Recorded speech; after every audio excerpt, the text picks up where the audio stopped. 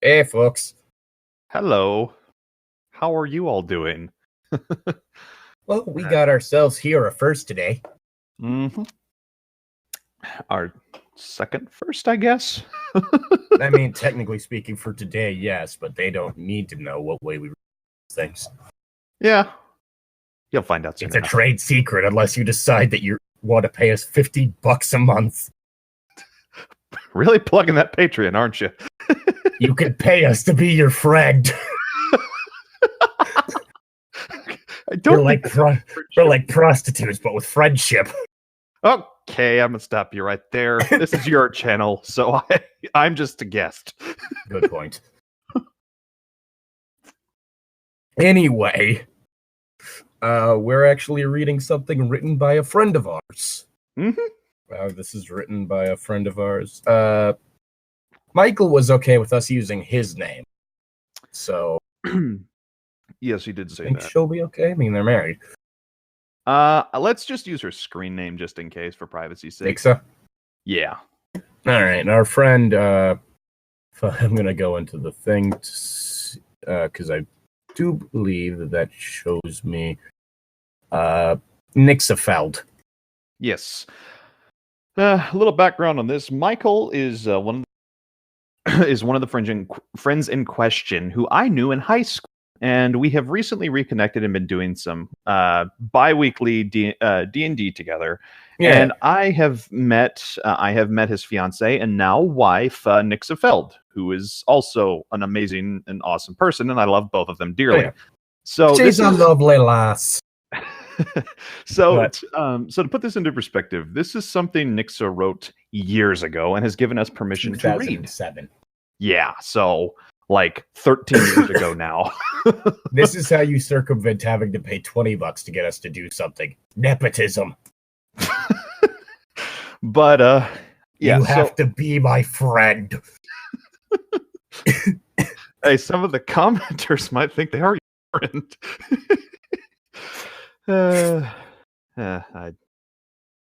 Anyway, that was rude. I'm sorry. I should. She's a lovely lady. Yes. But she wrote this Yugioh fan fiction. And not the card game Yu-Gi-Oh. No. Season 0/manga Yu-Gi-Oh. Yeah, the manga Yu-Gi-Oh. Which is called My Dream Girl's POV. Oh boy, here we go. She's a great D&D player. Yes, she is. But anyway, we just played with her last night. Fun time. Yes. A lot more character development than any of us were expecting. Yes, lots of fun. I was happy that everyone was engaging. It was great. But link to this is going to be in the description. Mm-hmm. As always, as well as, I guess, her Discord username, because she does figurine paintings. So if you want someone to do that for you, there you go. You can commission her to do such a thing. So yes. It's not free, I never said it was free.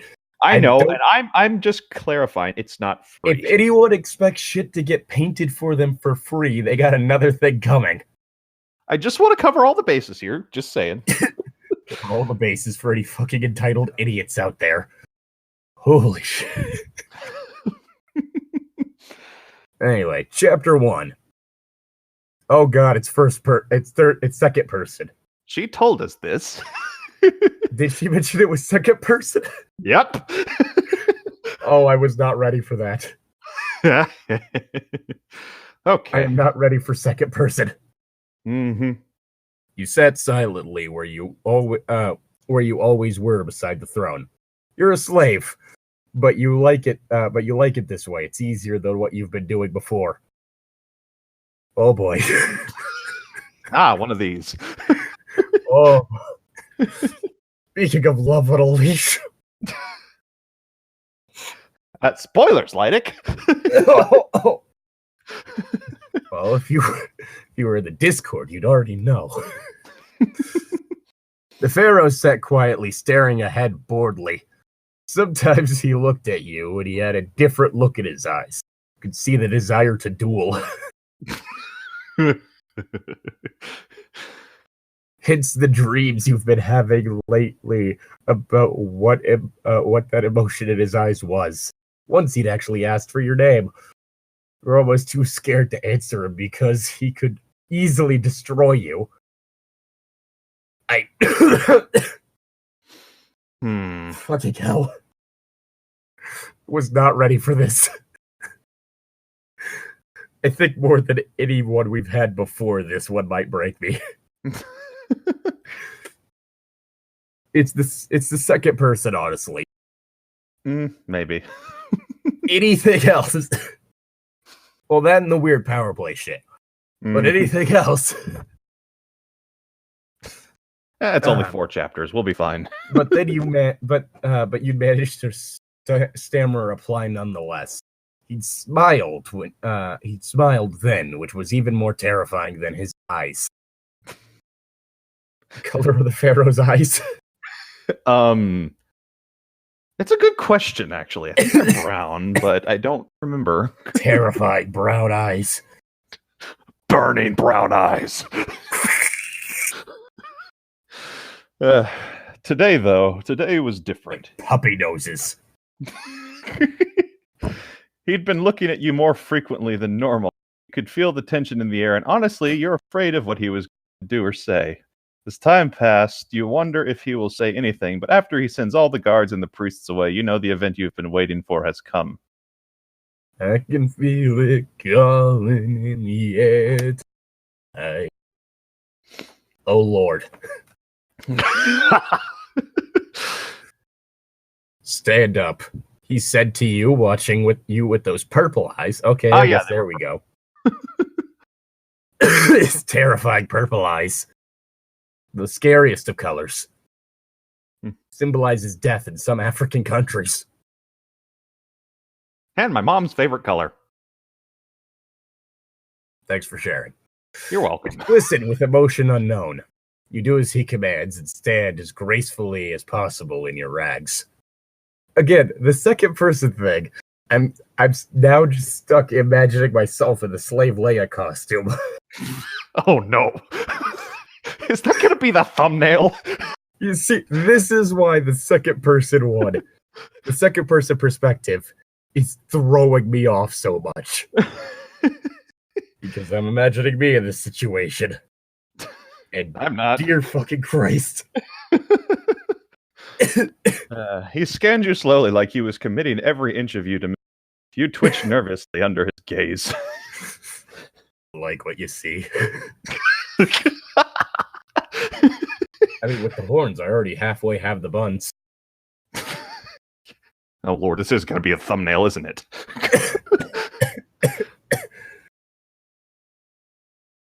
What does he want? You want to ask, yet remain silent. Hey, yo, dog. Were you born a slave? He asked gently, as if to avoid hurting. That was a little bit more sensitive than how I put it, but okay. You quivered slightly as you answered his question. Technically, I was never born. Kinda hatched. Then I pupated. It's a weird process. Oh, God. Yes, but I've only been here for a year. Tom? He again smiled at you, and you feel the bottom of your stomach drop out. I know I've been watching you all the time. I'd hope you realize that, sir. Be a bit weird if you didn't. His roving eyes now flick back to yours and search for your reaction. Yes. Again, putting me in this situation is the worst thing you could have possibly done. As Zane put it last night, I'm a bit of a bully. You can be at times, but... You look at his eyes with the slight fear you had grown up with. Call it fear, I call it a challenge. I am high. Fight or flight? Why not both? Fight, flight, or fuck.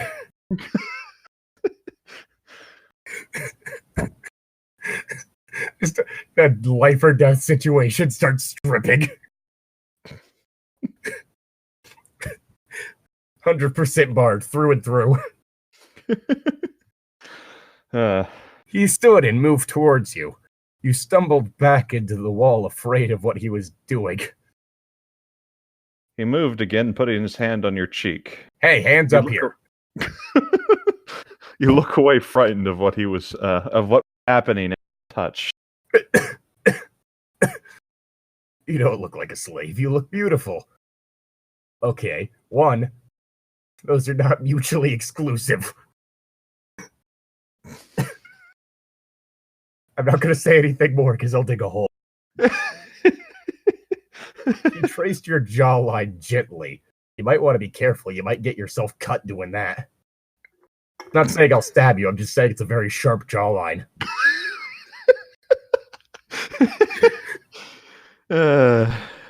Tom can attest. Yes.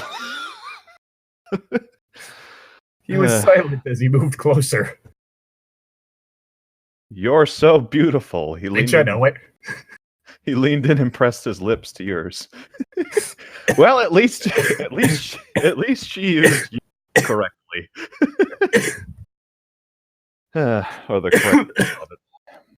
Oh god, this is gonna kill me. We can stop. No. We must go further. Wasn't really a kiss, more like a taste. He slid his lips over yours and then traced them with his tongue. Ew.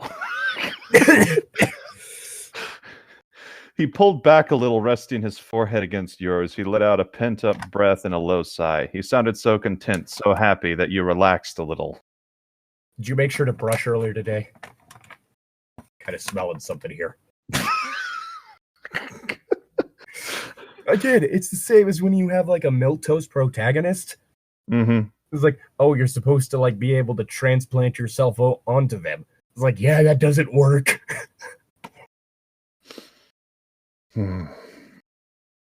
I would be shit talking everyone in these situations. I would like to see you write a fan fiction in style of these, just but with your response within the cliche fan fiction-y stuff. Like one of those tsundere moments. Like, can you please stop? It's not cute. I am covered in bruises. Okay. Keep this up, I'm calling the police. He pulled. Wait, no. He picked up your hand and gently spread it gently over his. Joke's on you. My hand's bigger. You traced the outline of your hand and then slid a ring off his hand and onto yours. Now it's gonna get stuck. Keep this for me. He moved, sitting back on the throne. Like I said, it's gonna get stuck. I highly doubt the Pharaoh's as tall as me. Probably not. You'd probably tower over him. Oh god, it's just like in that fucking Tim Burton Alice in Wonderland with that one, like, what was it, like the Duke of Hearts or whatever? I like tall women. Just me towering over the Pharaoh. You think I'm the one intimidated? Actually, no, it's him that's intimidated by me. I like how this is where your mind is going. This is great. This is actually what this whole thing is about. He's caroused.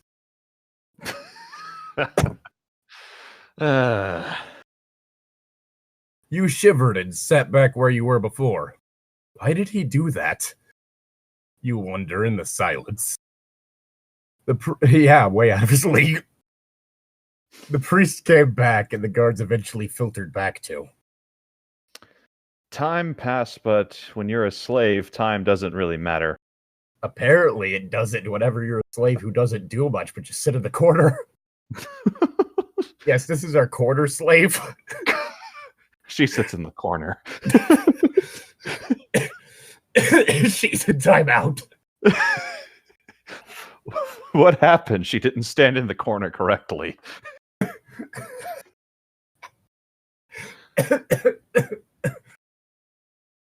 Hell. Yeah. Did you say your line? Yeah, I did. Okay, yeah, that's right. Several sunrises passed and nothing had happened to you. Really wish someone would bring you your food already. Mm-hmm. You started to relax back into your environment. You still had his ring, though. You hid it most of the time, but secretly you looked at it often. It was a small gold ring with a beautiful emerald set in it that always twinkled merrily. Wonder if I can sell this for enough money to buy my free. Hasta la bye-bye. Bye, bitch. You looked up from the ring and looked at the pharaoh to see he was watching you again.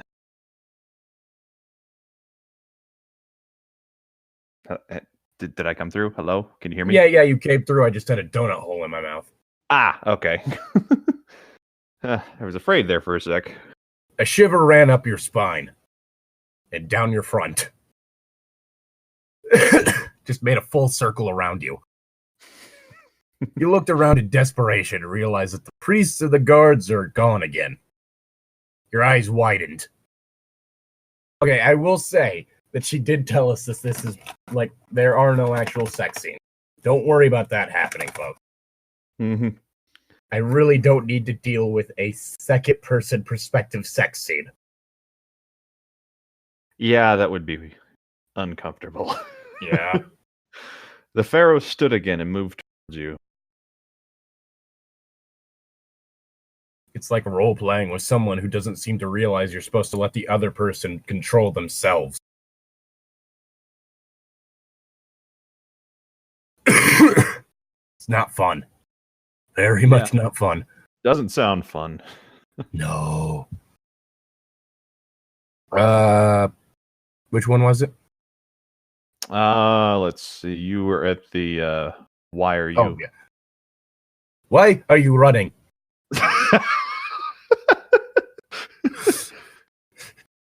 Joke's on you, bitch. I got long legs. Why are you afraid? He asked gently as he backed you into a corner. Gee, I wonder. Yeah, you're kind of intimidating. He asked, then braced himself around you. You shivered and reached a hand out, almost touching him. He shifted slightly, and your hand was firmly pressed against his chest. Have you been doing some pectoral exercises? Don't lie. You reached out, putting your other hand on him as well. You're touching a royalty and loving it too.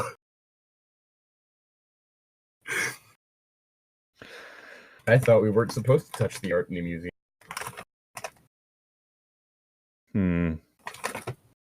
Then again, someone has to nail it up against the wall. Dude, it's just music. You can't touch music, but music can touch you. I would touch the shit out of that fucking music.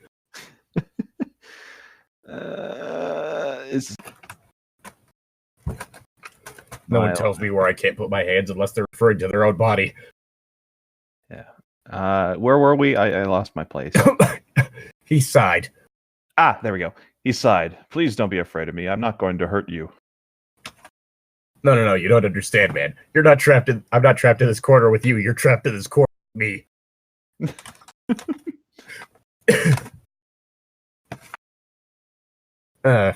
You sighed as well, half believing him, but still afraid of him a little. Mm-hmm. You look at him with fear still in your eyes. He again sighed and then picked you up. Okay. Good luck, bitch. Your eyes widen as he walks with you over to the throne, setting you in his lap gently as he sat down.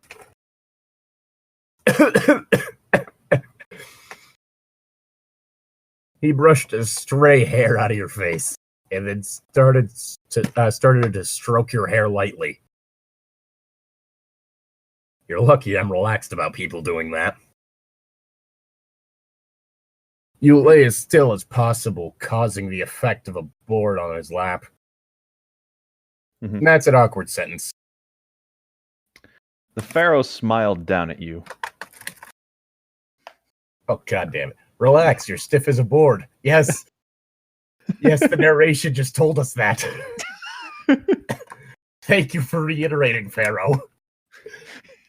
You made yourself relax and you lay your head back on the arm of the throne. It was a cold, hard stone that would be probably very painful to sit on for a long time. Not as painful as the Iron Throne. Well, yeah, that thing actually is stated to be purposefully made to stab you. Mm-hmm. Curse, what's his name in his arrogance, I believe, is how Ned Stark put it. The Pharaoh laid a hand on your stomach while still threading his hands through your hair. Yay, belly rubs!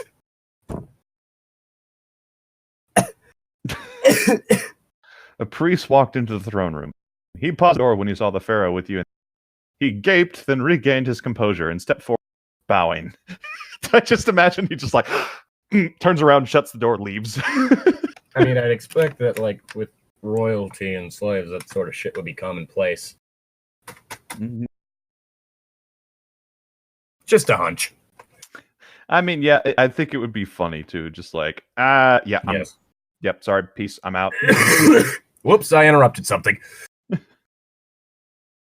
My Pharaoh. The Pharaoh looked up from gazing at you, staring deeply into your belly button. Speak, priest, he commanded.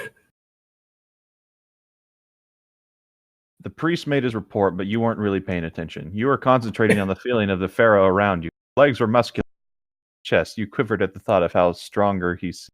I hate that sentence. You forgot the word much. Yeah.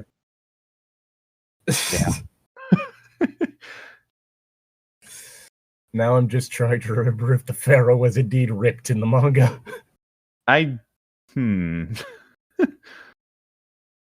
Yugioh Season 0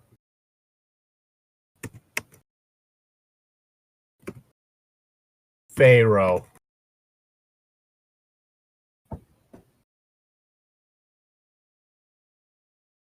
I am not receiving answers. Okay. Manga. Because all I'm getting is pictures of Yugi. Mm-hmm. Hang on. And that boy is not ripped. Yeah, hang on. Let me post I mean, that. it's mainly just anime boy. So by shonen. Also the hair. Yeah, hang on. Oh god. I'm imagining him with this hair. I'm imagining him with the hair. That's what a Tim looks like. So. Yep. Yeah. I found pictures up. Yep. Oh god. Oh boy. Oh yeah. For those of you who don't know about Yu-Gi-Oh, he's basically the Pharaoh's just name is darker. He's a darker version of Yugi. That's literally what it looks. What he looks like. Oh my god. I wasn't ready. Yugi is short in the manga and the anime. But, I am towering over this man. Yeah, the Pharaoh was fully grown, and he was maybe an inch taller than Yugi. Maybe because Egyptian, like ancient Egyptian, not like I mean, that really doesn't explain it. Ancient Egyptian people were shorter back then, type thing. Yes. So that's where I'm coming from, anyway. Wait, is it supposed to be that the hair is actually a headdress? Maybe? I don't know. All I'm imagining is just me on this man's lap, and oh boy, his head is wider than his waist. Mm-hmm. Even my head's not wider than my waist. It's maybe about half as wide. Maybe 2/3. Oh, fucking hell. All right. The priest left, but you stayed. You still stayed quietly sitting in the King of Egypt's lap, hoping you didn't accidentally poke out an eye in his hair.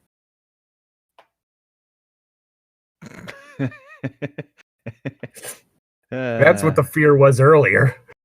How short he is compared to either of us. What's happening to me, you thought. The Pharaoh turned his attention back to you. He pressed his hand to your face again. Please let go of my face, I'll bite you. You sat in Pharaoh's lap, wondering how long. It became a continuous process. When he came and woke you in the morning to when he went to sleep that night, he made your life beautiful. I have teeth and I'm not afraid to use them. Then one day it all came down around your ears. I never understood that phrase. Or like people's ears on their ankles or some shit, usually. No, I don't know. Why is it coming down around your ears? Slamming into your shoulders? A priest rushed in, breaking the peaceful lunch that the Pharaoh was sharing with you. What the heck? Stupid computer. I'll worry about that later. My Pharaoh.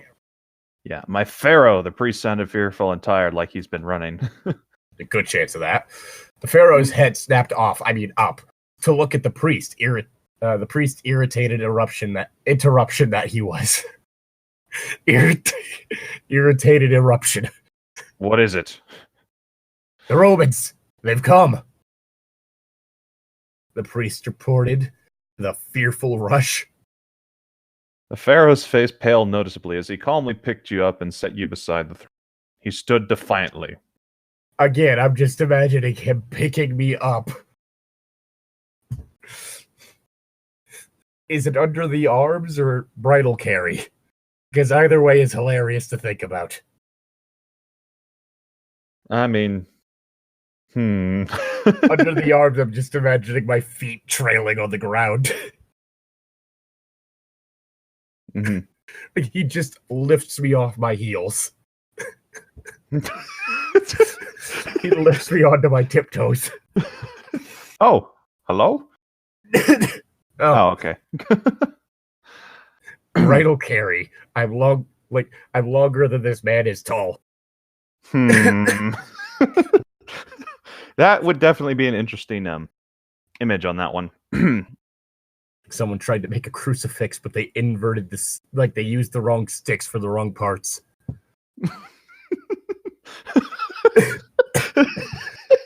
Oh, jeez. Oh god. Oh god. Let them. Now let us get all the priests. We need to counsel against this upcoming war. Upcoming should probably be one word there. Mm-hmm. The priest left quickly to get the others of his kind.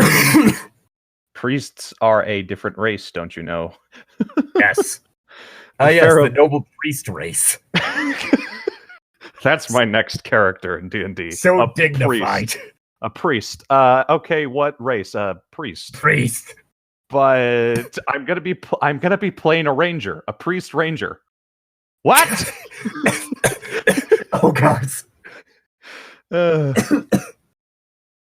The Pharaoh paced nervously in front of the I need to get you to a safe place, he said as he continued pacing. Where will I go? You asked a little sacredly. Okay, that's a typo. I hope. Otherwise, you just said it in the most divine way possible. Where else will I go? Just a choir of angels as you said it. Away, far away. As far from here as possible. But then I can't see you, you said quietly, not wanting to make the already nerve-wrecked Pharaoh angry. Survival, Tom. Prioritize that for once. Never. I will die standing. Never, he says as he suddenly just chugs what in fact is actually a flask of gasoline. I'm gonna go breathe fire. Oh God, what was that? Okay. Oh, I was worried Craig left. Mhm. Okay, Craig's still here. Yeah.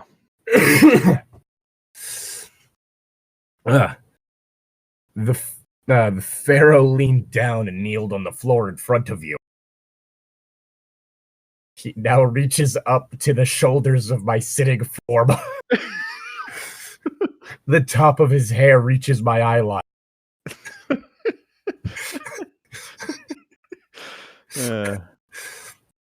He took your hand in his.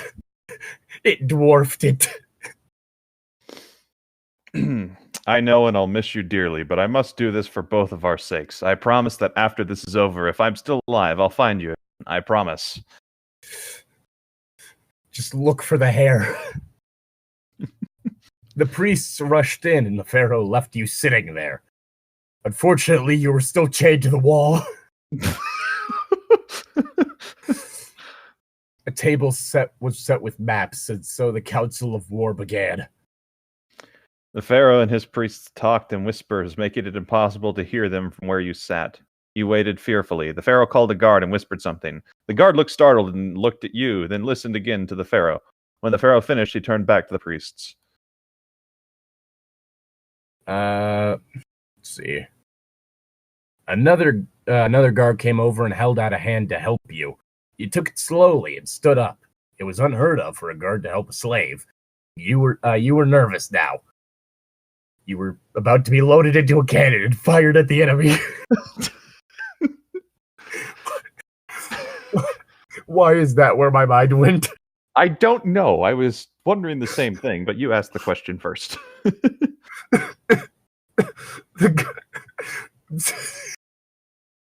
It suddenly turned into a very different story. The guard didn't smile, but he shouldn't wear it wore. Comma. You look at the guard inside, following him as he walked out of the stables.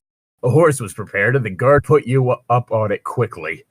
Again, imagining my height, with the average ancient Egyptian height. Another horse tried to lift me onto this horse. Like, no, I got it. Just let me swing my leg. Another horse was brought out, and you watched as the guard mounted and take your horse's lead rope. 2 horses walked though a crowded street, and several hours later, the desert. Oh God, the horses are gonna die. Don't you remember what the mummy taught us? Horses are faster, but camels live longer. I need to watch that movie at some point in time.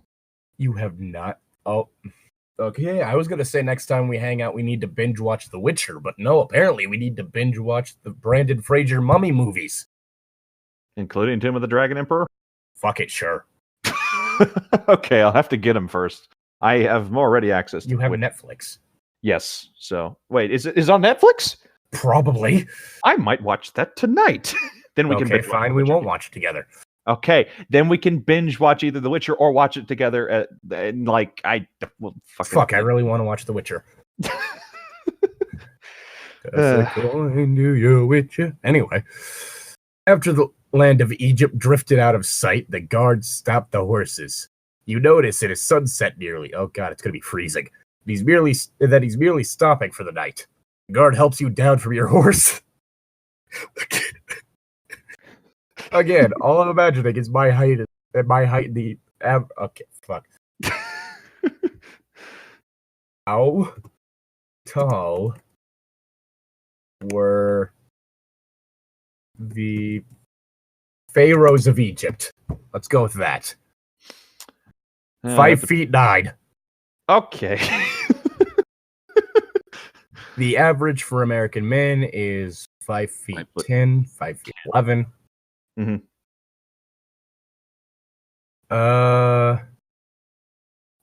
Okay, that's the case. No, okay, that's specifically in the case of Sonnocht. Let's see. How tall was the average Egyptian? 5'5". Oh wait, between 5 foot. No wait, not 5 foot. 5'6". With the low. No wait. Okay, average was 5.4.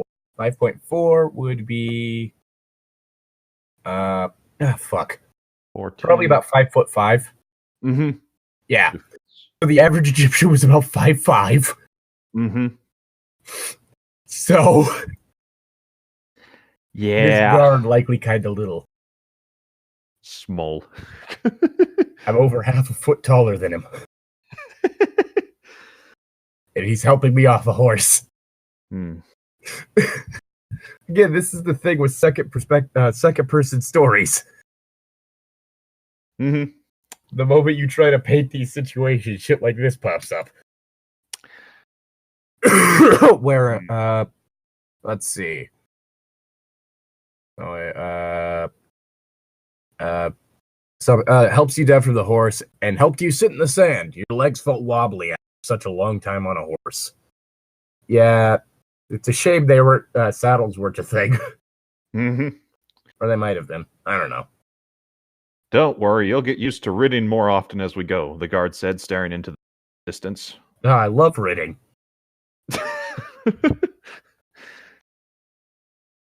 The Pharaoh has a liking for if he wants you away during this war, it's going to be a nasty one at that. You look at him curiously. He spoke to you. Guards don't talk to slaves. I'm more confused by the way he said things. He's a guard. Intelligence is probably his dump stat. God damn it. Yeah. Now I'm just imagining this guy with Bjorn's voice. I can't do Bjorn's voice. Don't worry, you're safe to talk to me and safe from harm for that matter. He said, as if reading your thoughts. Oh God, he's a psychic guard. Reading you thoughts. Reading you thoughts. Oh. Yep. Why use much word when few word do trick? You still stayed silent, for there was nothing to say. You watched him from your sandy seat. Do you know why the guard sat next to you? Do you know why the guard likes you? Is it my jawline? Or is it my eyes? Those are the two things that people compliment me on the most. Mostly the eyes. You don't typically hear as many compliments of, hey dude, nice jawline. Do you want someone to compliment your jawline? No, that'd be weird. Okay, then. Just making a joke about the fact that I do, in fact, have a strong jawline. Mm-hmm. Which was why, that's the entire reason why I made that joke earlier. Touch his hands, because it might cut him. But in all seriousness, the two things I get complimented on the most are my hair and my eyes. Mm-hmm.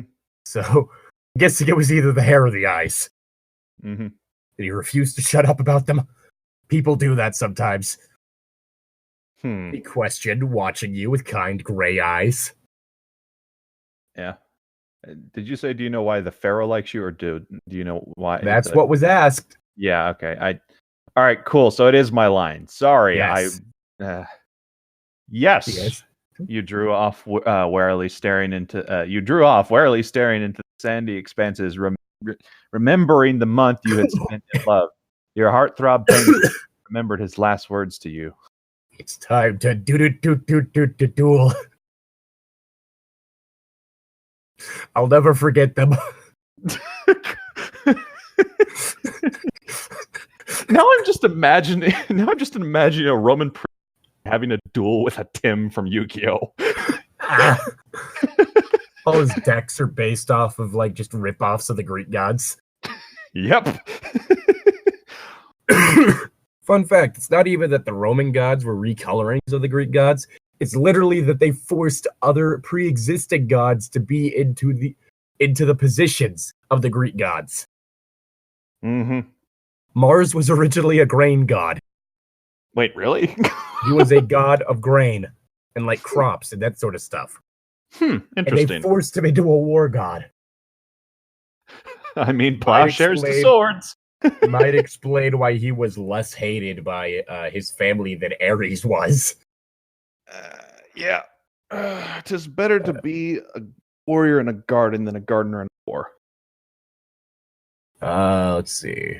I didn't even get to say goodbye. You said thinking of him now. You said thinking of him now. You sigh in elation. You smiled dreamily like a love-struck child. Joke's on you. I never smile. He says, smiling. Do you love him? The guard said, breaking into your silent dreamland. What? You come out of your thoughts with a snap and look at it. Breaking into your silent dreamland sounds like something that I'd expect to hear in a Lovecraft story.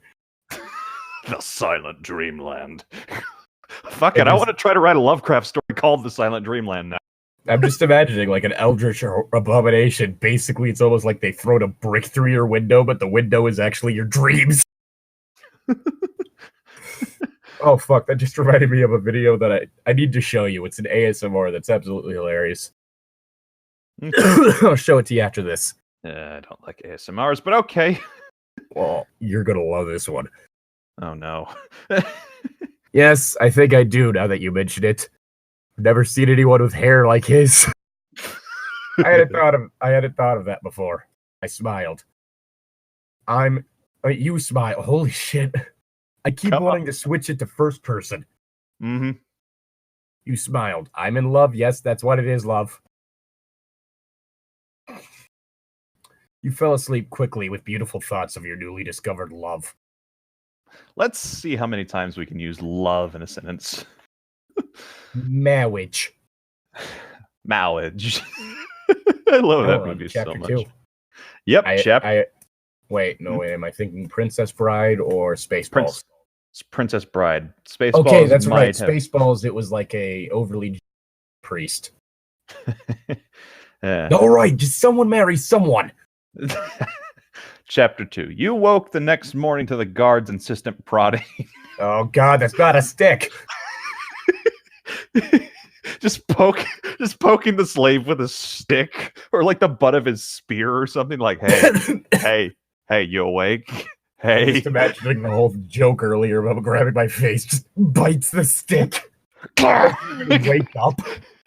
Just instinctively. And that's why I used a stick.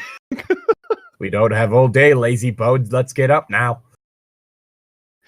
You open your eyes to the blurred surroundings. You blink several times to get the sand out of your eyes. I hate sand. Coarse, irritating, and it gets everywhere. Oh, yeah, I know, right? We have to save Padme, but Anakin, she's in the sand. Oh man, I really hate sand. It makes me want to kill children, you know? What? No, what? I don't know why I suddenly just imagined, like, instead of turning to the dark side, he just turns into Sandman from Spider-Man. Anakin, you become the one thing you swore to destroy. It just screams. Made of sand. Screams in sand. Mr. Sandman. Bring me your dreams. Make him the cutest that I've ever seen. Anyway. What? You sit up quickly, seeing the unfamiliar terrain around you. Where? Sand. The desert. You break off as you remember yesterday. Oh no. You stand up slowly, feeling the pain in all your joints. Sand falling out of all your crevices. That sounded weird. I meant just between in between your elbow. Yeah, no, I know what you meant, and I'm just imagining, like, what if the main character in this is like a droid, and like there's sand in the joints, and it just creaks whenever it bends, and like gets stuck every now and then. Just a crunching noise. Oh, that sounds gross. Oh, the guard asked. A little. You lie though your teeth. The pain throbbed in your hips and knees. You clench your teeth hard to bit back a moan. The guard shrugs as he mounts his horse easily. He got a running jump. My name is Damien, by the way. He's Greek? I guess so. Or at least, I guess Damien with an A is green. Either that or he's a Reddit YouTuber. Or he's one of the Robins. The only Robin that is also Batman's actual child. Yep. Ed has killed people. Well, Yep. No, some Robins have done that. After all, don't remind me of the fact that Red Hood exists. Dick Grayson has killed a couple people, I think. Yeah, Red Hood. No. That was Jason Todd. Dick Grayson was the original Jason Robin. Todd. Jason Todd. There we go. Jason Todd, the edgelord of the Batman family. And that's saying something. Yeah, it really is. Because that family includes Batman. Well, apparently in some of the Rebirth series, it's like he makes kind of his own league of vigilantes, and like he actually develops a soft spot for Bizarro. And it actually looks kind of interesting. I don't know, like Jason Todd, like the Red Hood for me is kind of just Robin, but for edgelord. Mm-hmm.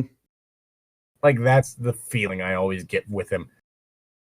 Yeah, he's not like other Robins. He uses guns and is angry all the time. Crawling in my crawl. Honestly, I'm just imagining that thing that Sorega did where it was let the bodies hit the floor mashed up with popcorn.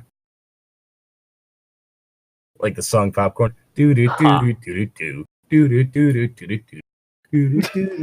do do. Yeah, so it was that, but with the bodies hit the floor. Bodies hit the floor. Let the bodies hit the floor. Let the bodies hit the... That sounds terrible in the best way possible. Man, it deals to Sorega.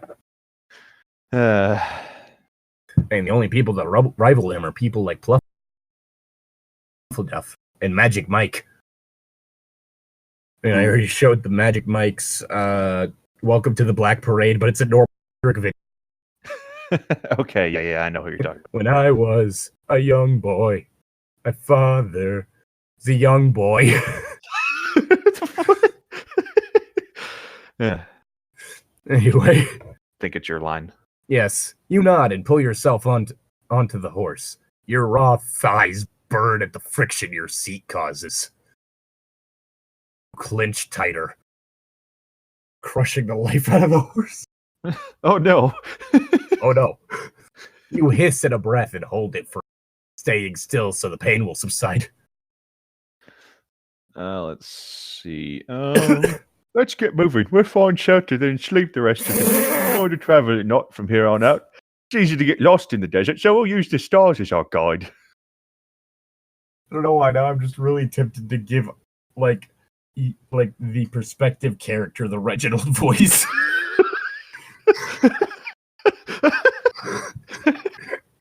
I mean, up to you, man. Your this voice is already This is the weirdest of Reginald and Bjorn's adventures yet. I'm not gonna lie. If we had a Monster Hunter session where only you showed up, I'd be totally willing to just have it be Bjorn and Reginald something. That could be interesting. I'd be totally willing. Oh God! All right. You smile as he starts to explain the stars to fill the silence. You're used to silence, but apparently he's not. Yep, this is Bjorn. Hours pass while he talks to you. You pay rapt attention. You have learned very little as a slave, so this was good for you. Your mind, however, has different ideas, and soon your mind wanders back to Egypt and to the Pharaoh. Are you listening? You're dragged back to the present by the guard's question. I was. Alright then. That's sort of go to like original Reginald, not Aussie Reginald. Both work. Oh, good. You blush lightly at the fact that you couldn't pay attention for so little time. That's all right. I'd be bored too. Damien, how much longer do we have to ride? There we go. Right. You ask as you feel a wetness trickle down your leg. The pain was 10 times worse now, and each time the horse moved was agony. Ah, rug burn on the inner thigh. No. Ugh. That does not sound good. Just a little bit more. You see that rock? There's a cave behind it. We'll stay there. Damien said, kicking his horse faster. name is Mr. Growly. No. This is Mr. Horsey. Mr. Growly's. Mr. Growly's my woog. I'm not gonna lie, I was honestly kind of hoping you name him Mr. Bitey. You said Mr. Mr. Bitey. But Mr. Growly also works. Especially after we looked up what noise they make. Dear God. I believe the proper term for that is angry electric guitar. Yeah.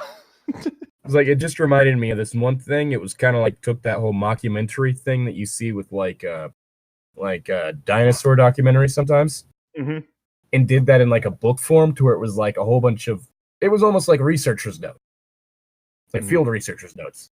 And one of the dinosaurs, I think it was Mysicosaurus, which is that one that has like the weird teeth. It's like the carnivore with the weird teeth.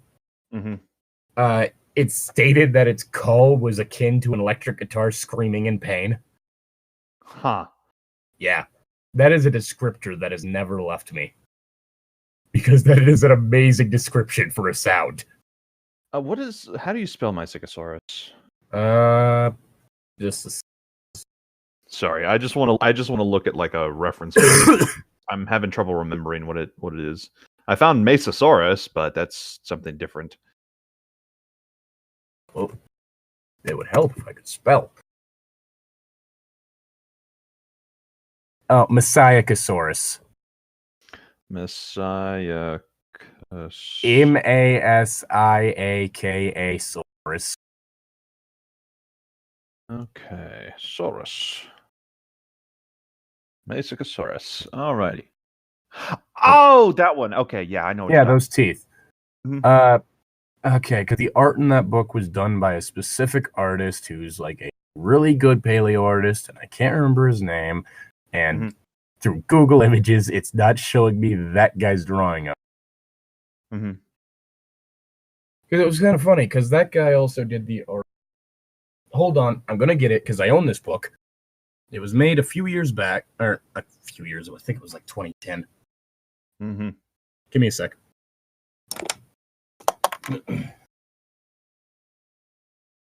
Hello, everyone at home. It's just Tom here. I don't know what to say, so I'm just going to talk. How's your day going? I hope it's going good. So, yeah.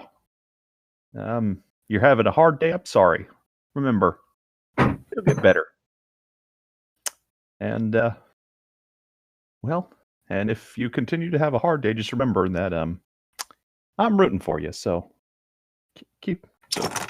you're fine. Okay. The artist was Louis V. Ray.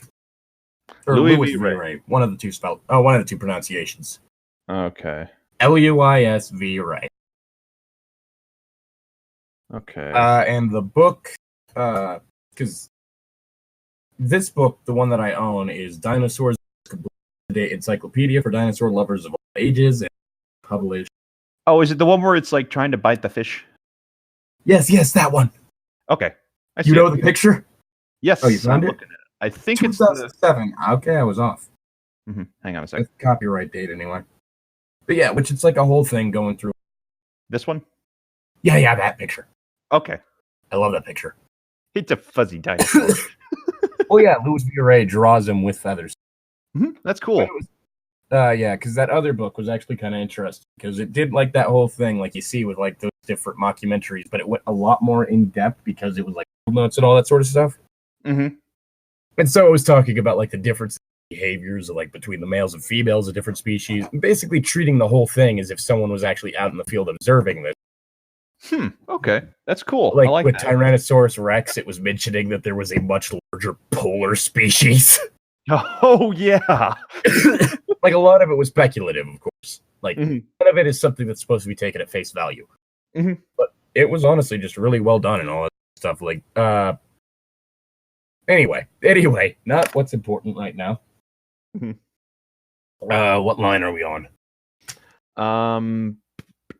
You moan a little. Fucking hell.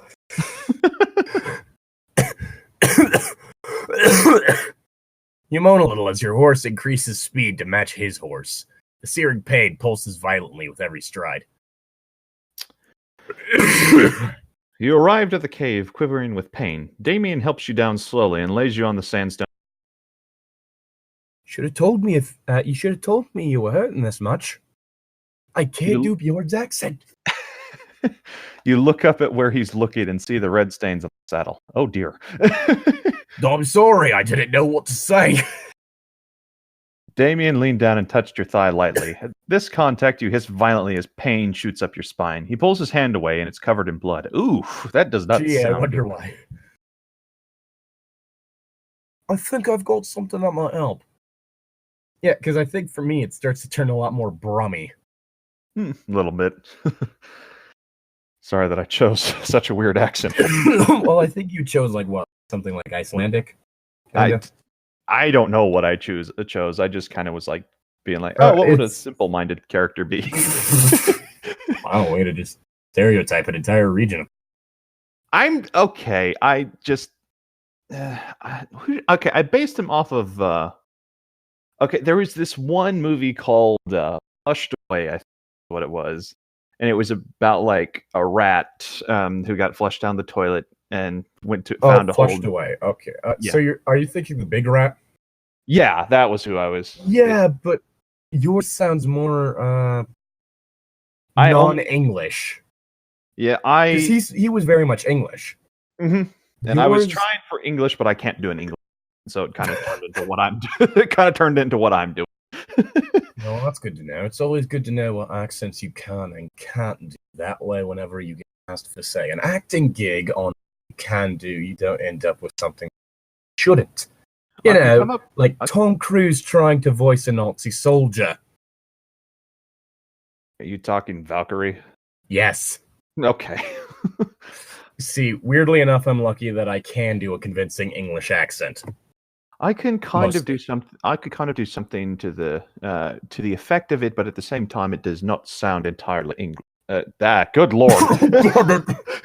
I don't know what that was. I'm gonna stop now. But yeah, I can kind of do a soft-spoken yet refined accent, but it's not quite English. It's something else. Yeah. It's kind of like the whole thing of like how I was able to do Australian the moment I hit certain words. Mm-hmm. Like, it wasn't until Ride that I managed to make it Australian. Mm-hmm. Roid. Mm-hmm. Yeah, we were going for a Roid, me and some mates. Oh, fuck. Anyway. Kits. Alright. Got something that might help, I think. Got something that might help. He went to one of the various packs and pulled out a sheet of linen cloth. He ripped off a large square and brought it over, laying it on. He tore another piece and tied it around the other piece to keep it in one place. Don't mess with it. I don't have much cloth to replace it, he said, placing the cloth into the raw spot to stop bleeding. Lay still, try to shut out the pain. Now I'm just thinking of some of the different moments from Flushed Away. Bingo! Scrabble! Enough games! We'll get some rest here for tonight. We'll get some rest. Get some rest. We'll travel again tonight. He drifted out of your sight. I've suddenly imagined him levitating. Just flying away. Just T-poses out of your peripheral vision. Just like cartwheeling T-posing motion. No, I'm not even imagining that. I'm imagining T-poses. Lifts up like 2 inches and then slides sideways through the air out of sight. Like the freaking in Prop Hunt when it's like your G-man before you go into an object. Yeah. Like when you're the prop. Mm-hmm. When you're the old man. G-man, yeah. No, you aren't G-man, you're an old man. G-man is the man in the suit. Mm-hmm. I thought you were the man in the suit for that, Adam. No. No. Either way. But and you closed your eyes. I'll just rest a moment. You think that blackness overcame you and you thought no more. You had died. Hey, an author's note. Yeah. Hey, all you reader. Impersonation of Nick's. I can't. My voice is too deep. Hey, all you reader, I thank you for your support. I was just debating if I abandon it or not, but as long as I've got support, then I'll keep writing this for you all. Oh, fuck, now I just feel mean, even though she told us to do this.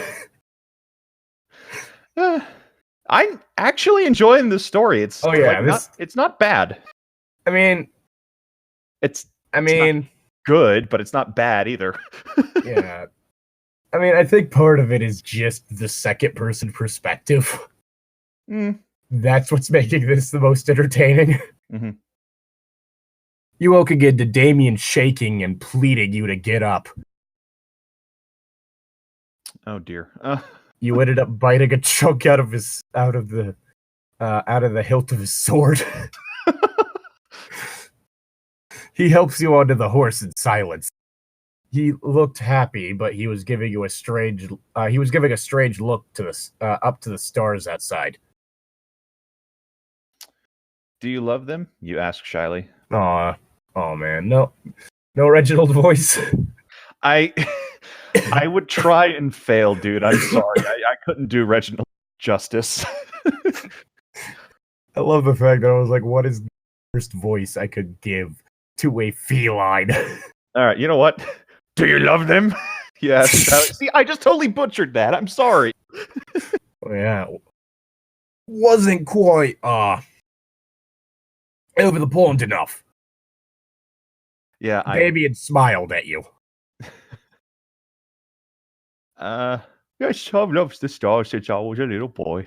He again looked out at the stars and sighed, leading your horse quick, though the sand in the direction of an unknown star. So did you fix like the whole thigh issue by just like being draped over the horse, or I don't know, maybe sitting side saddle? It's possible. Now it's gonna chafe her butt. I mean, either way, your ass is getting chafed. Mm-hmm. It's just less your inner thigh. He turned a little, watching you. I could see why the Pharaoh likes you. You're kind and intelligent for a slave. Okay, backhanded compliment, but whatever. He's not smart.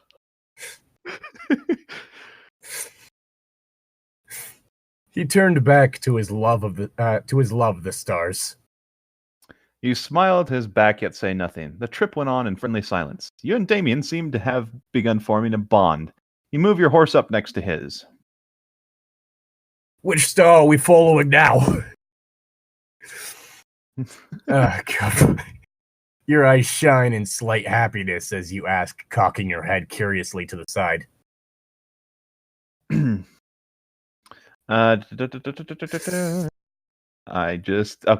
That one. He pointed to a relatively bright star ahead of you. Going to Bethlehem, okay. Oh, no. We offer up frankincense, myrrh, gold, and this slave. I mean, it never stated that only 3 people showed up, just that there were 3 gifts. Mm-hmm. Really? Beautiful. Where will it take us? To Sparta, eventually. He watched the star ahead with love in his eyes. Oh, he is Greek. You were right. Fucking hell. I mean, literally, like the whole thing I've told you about.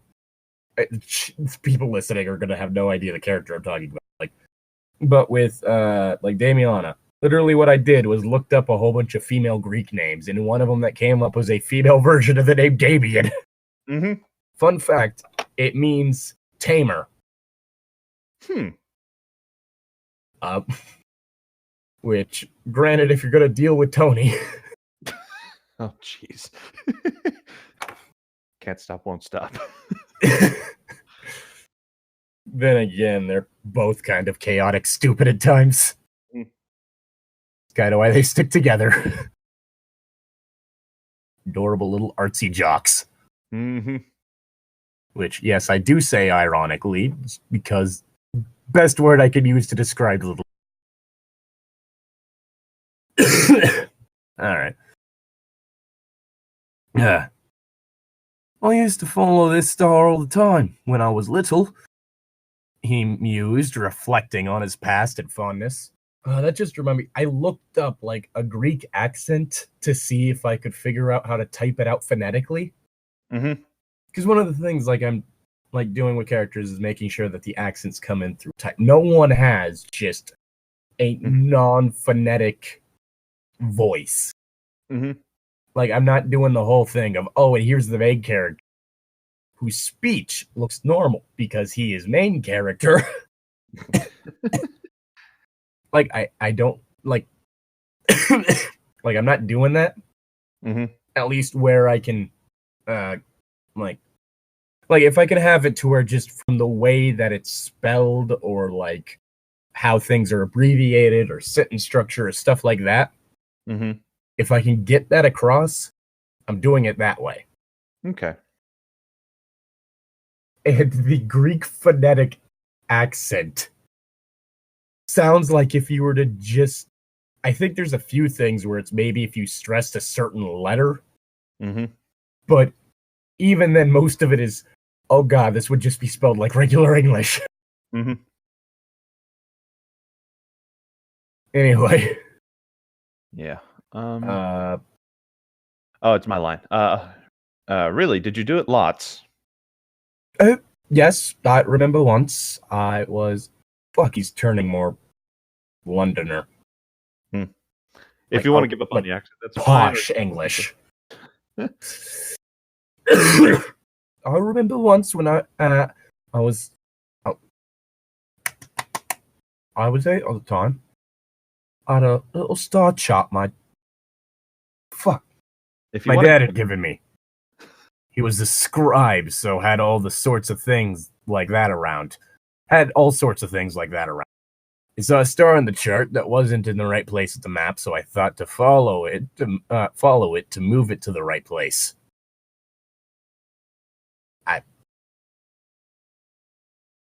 think if you were able to tell if it was the right place at it, then you just look at the night sky and then Hey, he's telling a story and embellishing a little bit. Let Damien have his spotlight. I thought it would please my father to have me fix it. At the time, I didn't know that the stars change. I sat out with my play sword and a little bit of water. At first, I was happy, and I skipped and ran spurts of the trip. Soon, though, I got tired of it and saw that the star wasn't getting any closer. Oh, okay, it's just that Damien wasn't a very smart child. Mm-hmm. In frustration, I ran harder. God damn it. Thinking the star was avoiding me. Not but 10 minutes later, I tripped on a small cactus. Uh-oh. Okay, those only exist in the Americas. Mm-hmm. Actual cactus only exists in the Americas. Well, this was written in 2007, quite a while ago, so I'm willing to cut some slack. I think you can Google search where cactuses exist. Mm-hmm. Cacti, whatever. Don't fucking at me in the comments. No one likes that guy. No one. You do that, fuck you. No. Like the whole fucking correcting people's pronunciation of shit. Mm-hmm. No one likes that. If you do that, fuck you. Not even on this, just in general. You're an asshole. You're a fucking asshole. Jeez, Llytic, throwing the shade there, aren't you? Can you blame me? No, I didn't say I was blaming you. I'm just that is the most actually kind of thing you can do. Actually. And got my whole foot full of thorns. I cried to myself, but didn't yell because I didn't want Daddy to be angry at me. I think you're a ways away for him to hear. For not fixing the star. I pulled the thorns out and wrapped my foot in me shirt. Okay, so maybe I do have to give him more Romy accent. That's not funny. Wrapped me foot in me shirt. I went back to the tent and told me my dad about the star that needed repair. God damn it.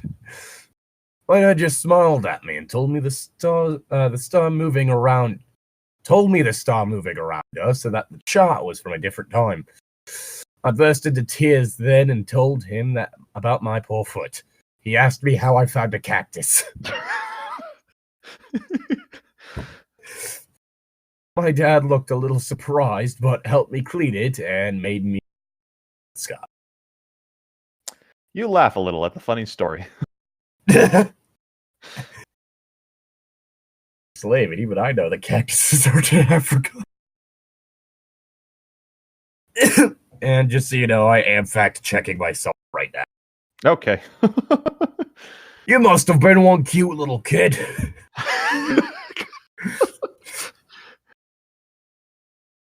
Cactus.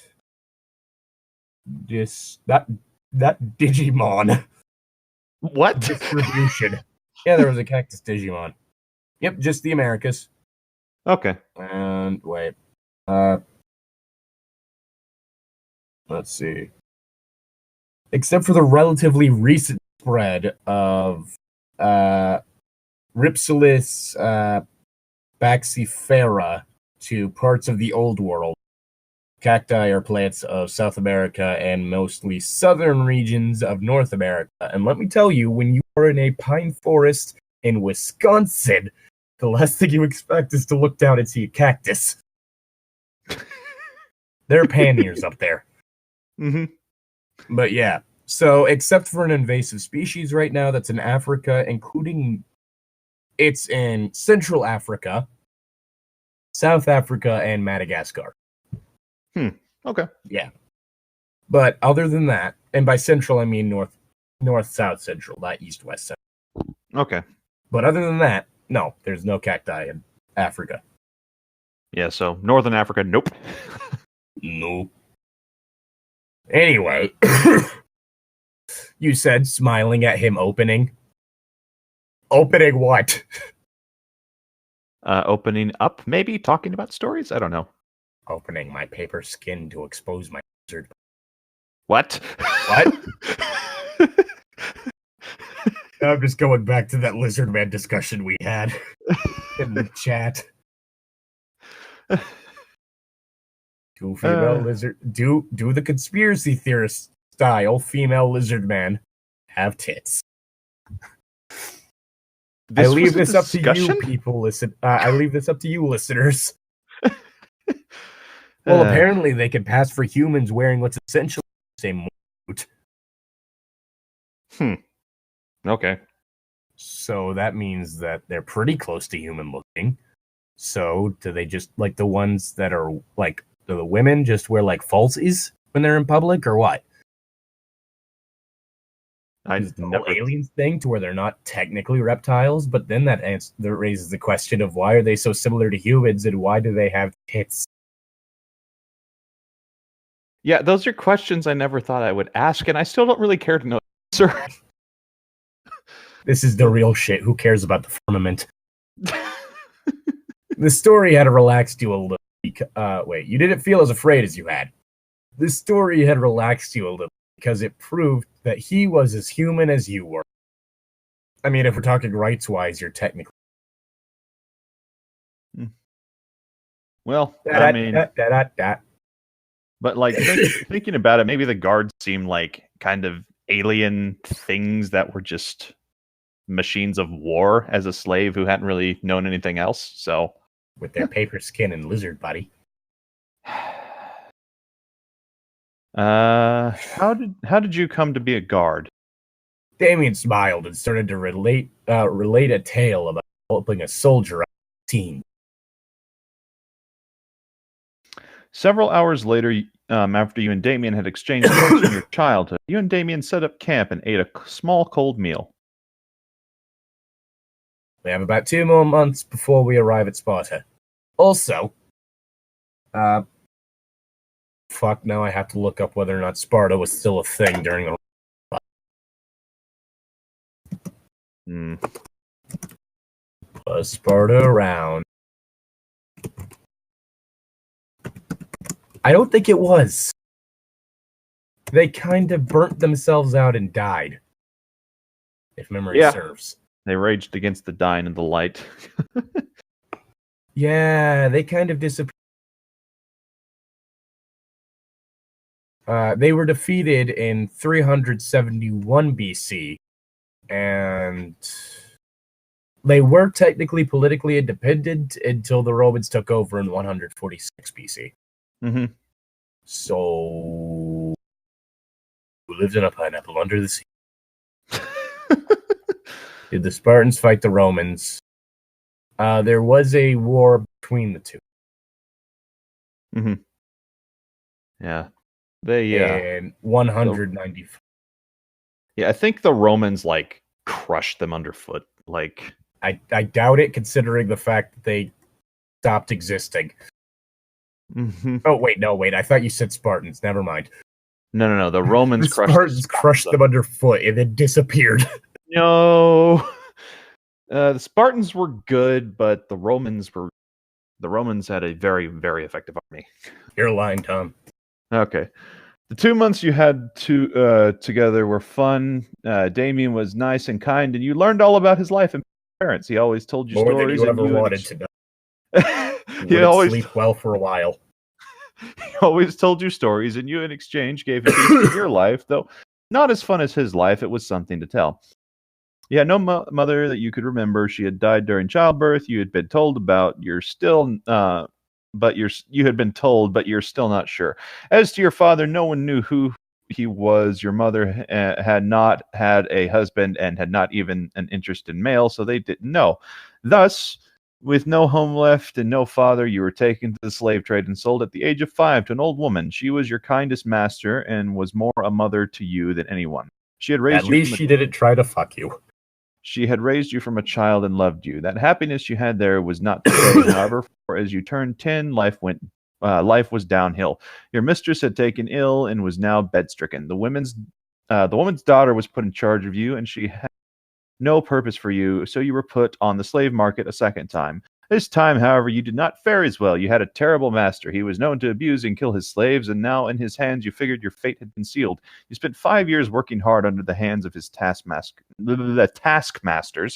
You had, as a child, planted seeds and helped in little chores. At 15, you worked in the fields. You worked day in and day out with very little food and even less water. Life then was just the struggle to survive. That was thankfully over now, though, and you preferred not to think on it too hard. Think on it too hard. Mm-hmm. Chapter 3. Hey, keep sending me reviews and I'll keep writing. Chapter 3. The 2 months had passed in relative quickness. With Damien leading you, you had done well. You sat now tired and quiet, staring out at the vast reaches of Sparta. It's beautiful, you sigh as you look at the city. It had the appearance of a normal town. It reminded you of Egypt. You smiled in memory of the pharaoh. It's fan fiction. Just go with it. Smile in memory of the pharaoh and then sigh. He is so far away now. You let Damien lead you down the dune and head towards the bridge. You okay, Llytic? Yeah. I think Llytic's having a heart attack, everyone. Hang on for a second. I'll regain his composure. Maybe a stroke. I don't know. I was going to bring up the fact that, like, the buildings in Sparta were known for not having walls because they were just that hardcore. Mm-hmm. And then there was the line about it reminding Egypt, which... Okay. And then there was the dude. I am not well. This is not my beautiful Sparta. Oh, you know, Llytic, it's Sparta's in the desert, right? Ignoring the fact that they apparently crossed the Mediterranean. Mm-hmm. Or did they just loop around? They used a portal. Oh, God damn it. Sparta, Africa. No, wait, there's a Sparta in South Africa, but I think that's a bit too new. Mm-hmm. West Africa. Yeah, I'm not finding any, another Sparta. I'm not finding a new Sparta in that region. Oh boy. Damien turned smiling. Just a few more miles and we're home free. He turned back and continued to lead the horses. A dust cloud started to rise in the east. You turned looking at it, curious as to what it is. Not a sandstorm. Actually, no, it just turns out that a Kushala Dora appeared. Technically, it is a sandstorm. Just not a dragon in the center of that. You ask as you watch it heading your... Damien shifts in his saddle and looks at the cloud for a moment. It's not a dust storm, though. I wish it were. Oh god, it is the Kushala Dora. Damien kicks his horse quickly into a full gallop. Your horse struggles to keep up with the stallion. You hold on for dear life as you move at a dangerous pace across the sand. The cloud shifts and picks up speed. Now you can see that it's not just dust in the air. There were horses and men. You struggle to keep the rising panic under control. Damien is moving swiftly and turns now to watch the men approach. The men are closer now and yelling. They have slings and they are swinging them around their heads threateningly. One lets go when a stone flew free. Damien! You scream, and you can only watch in horror as the stone connects with his temple as he turns his head. You turned the weakest part of his skull towards it. This is all your fault, main character. Audience, who did this? Blood spurts and Damien collapses on his horse's neck.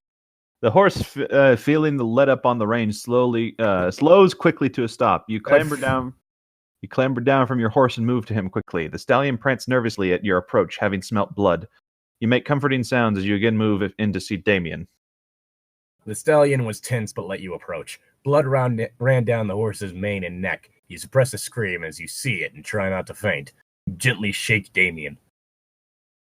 Damien, wake up, they're coming. We have to hurry, you whisper as you try to wake him. He doesn't move. You suddenly start crying.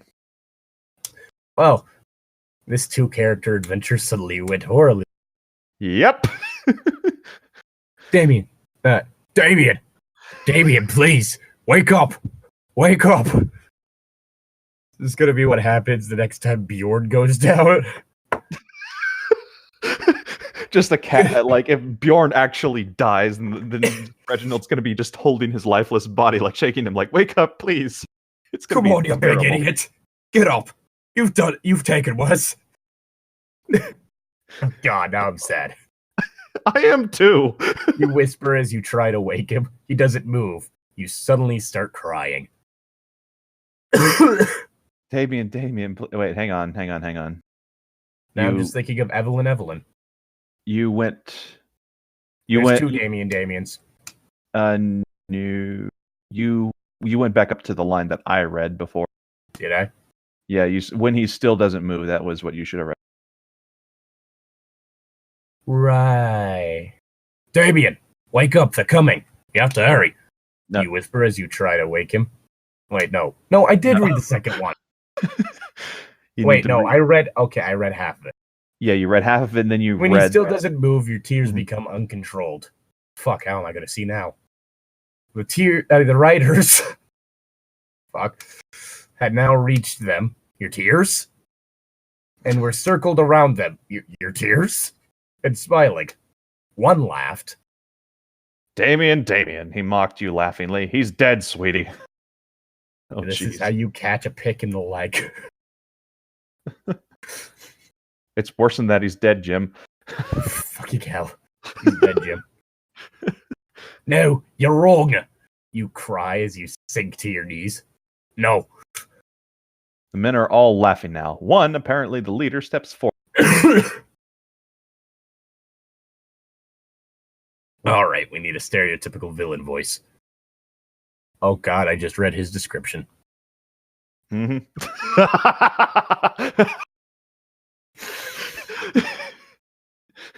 Best Saturday morning cartoon villain, go.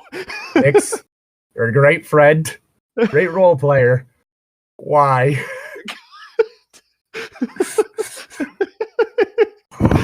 Why is he Snidely Whiplash?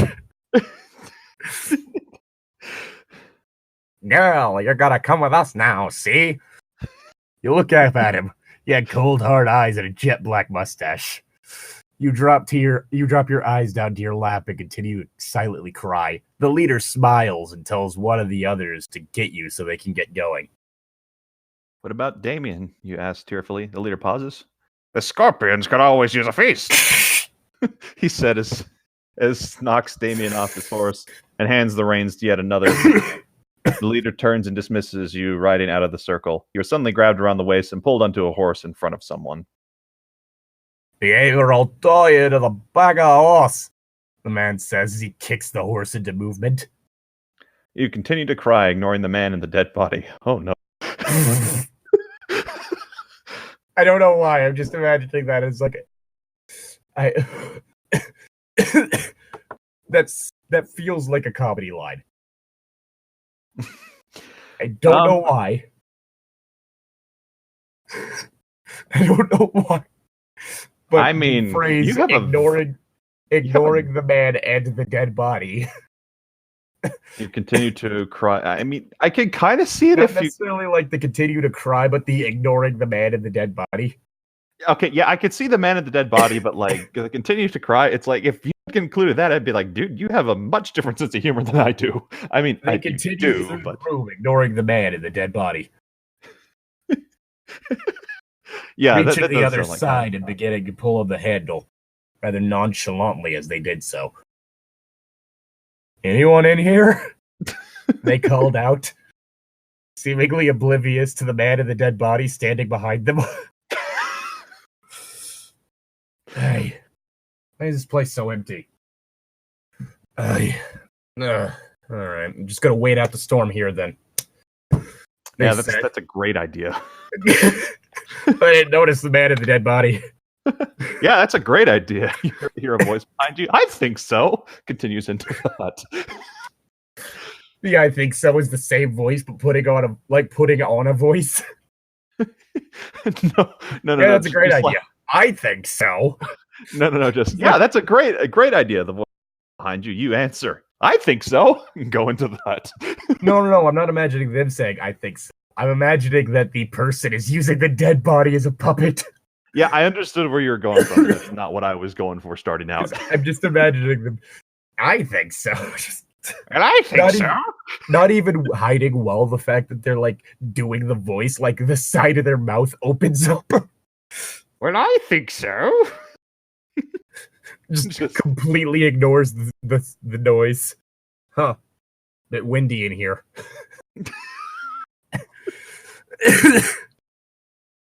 The band traveled quickly back the way they had come. So close yet so far. You think as you move back across the sand. Gonna have to recross the Mediterranean. Been through the desert on a horse with no name. No legs. Legs. Either that or they go back that they used the first time around. The tears stopped so enough, but it was mainly because you had nothing left to cry. Okay, I think that was supposed to be soon. Okay, maybe the tears stopped soon. Yeah, that makes sense. You were too tired after 3 days of travel to even think straight. That's not tired. That's tried. Oh, you were too tried after 3 days of travel to even think straight. I mean, that still makes sense, huh? I mean, I typically don't think straight in the first place. You had stopped for nothing, and the horses were so tired that 2 had already died. Oh my goodness. Camels live longer. You looked ahead with bleary red eyes. Had made it hard to see, but there seemed to be an oasis ahead. I think that was supposed to be one sentence. Yeah. You sighed, thinking it another illusion. Then the leader stopped the band, all of whom looked as bad as you felt. They all dismounted quickly and ran to the oasis. You started to get down, but rather thrown off as the man behind you vaulted off the horse and ran for the water. Your legs were bleeding and numb. You tried to move, but seemed to have no really feeling in your legs yet. The horses, as eager as the men to get to the water, ran over you. None hit you, but now you were the only one here. You yelled or tried to. The sand had blocked your throat, so it was difficult to speak. Again, the whole trauma thing is turned up to 11 to the point to where it almost seems comical right now. Mm-hmm. Just thrown off the horse, nearly trampled. Mm-hmm. Please, help! I need water. You managed to get out through the sand, coughing up sand. No one turned to check on you for the first half hour. Oh, good lord. Like I said, that. Then the man came over and picked you up. He took you into the camp they had set up. The men sat around a fire with mugs of water and what seemed to be ale. You stopped your observation as you were dropped into the cold, wet water. I mean, that's one way to cool off. Mm-hmm. The blood and sand on your legs started to flake off. 2 months of the desert had done a lot of damage, you soon found. You washed slowly, letting the water in every part of your body. You cleaned your raw thighs and washed your body. Yes, we know that you were washing your body. That we are washing our body. God, this perspective is weird. A little bit. It was heaven never in your life, and you had this much water to clean yourself with, and the man offered you a scaly soap bar. Ew. What? I suddenly imagined like a soap bar actually just legit covered in scales. Alligator like, soap. That can't be right. That can't be what you meant. That can't be what Nick Sefelt meant. I think. Mm. All right. You knew this was the closest you'd ever get. You watched yourself tinder, as it were. Your now lighter brown hair you pulled into a neat braid. I think it's also worth pointing out that I'm nocturnal, so yes, spending all this time in the desert probably wouldn't be good for me. You sighed as the man told you to get out. You did so, though for now you thought to enjoy your heaven without complaining. You stood by him slowly. He held something in his hand. You looked at him in question. Which man is it? I'm still not clear on this. I don't know either. Is it Snidely Whiplash or the English bloke? Mm. Turn around! You turn quickly and feel him cut through the fabric of your dress and bindings. Yeah, I would be wearing a dress in the desert. You squeaked and tried to stop him, only to realize that you were not nearly as strong as him. Yeah, it's been 2 months in the desert, on a horse with no legs.